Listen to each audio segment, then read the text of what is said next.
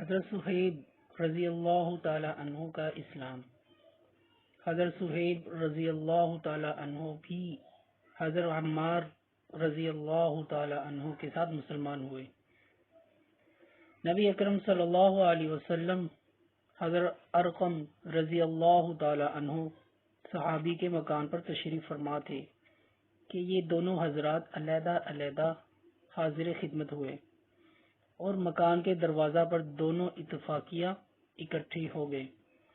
ہر ایک نے دوسرے کی غرض معلوم کی تو ایک ہی غرض یعنی اسلام لانا اور حضور صلی اللہ علیہ وسلم کے فیض سے مستفید ہونا دونوں کا مقصود تھا۔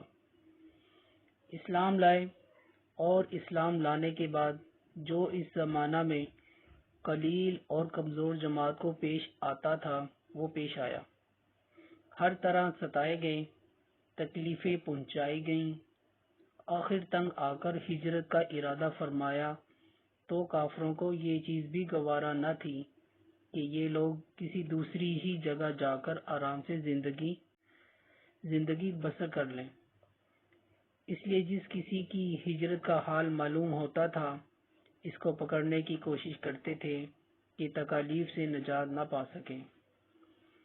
چنانچہ ان کا بھی پیچھا کیا گیا اور ایک جماعت ان کو پکڑنے کے لیے گئی۔ انہوں نے اپنا ترکش سنبھالا جس میں تیر تھے اور ان لوگوں سے کہا کہ دیکھو، تمہیں معلوم ہے کہ میں تم سب سے زیادہ تیر انداز ہوں،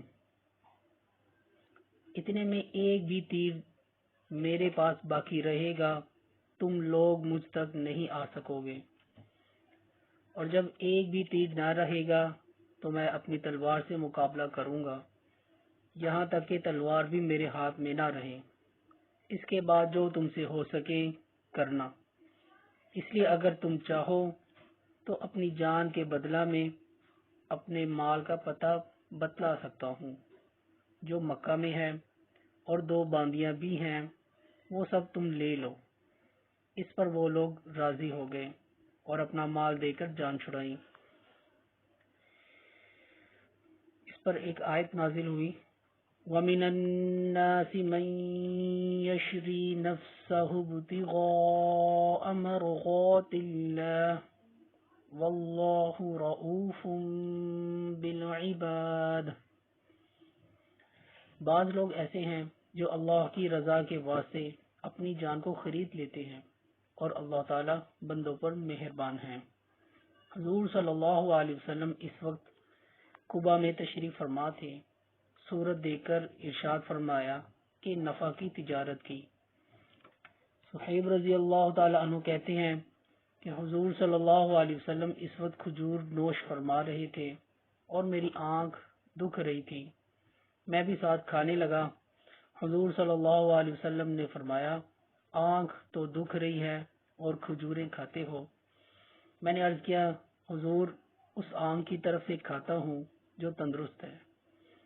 حضور صلی اللہ علیہ وسلم یہ جواب سن کر ہنس پڑے۔ حضرت صہیب رضی اللہ تعالی عنہ بڑے ہی خرچ کرنے والے تھے، حتیٰ کہ حضرت عمر رضی اللہ تعالی عنہ نے ان سے فرمایا کہ تم فضول خرچی کرتے ہو۔ انہوں نے عرض کیا کہ ناحق کہیں خرچ نہیں کرتا۔ حضرت عمر رضی اللہ تعالی عنہ کا جب وصال ہونے لگا تو انہی کو جنازہ کی نماز پڑھانے کی وصیت فرمائی تھی۔ اللہ پاک ہمیں ان حضرات کے نقش قدم پر چلنے کی توفیق عطا فرمائے، آمین۔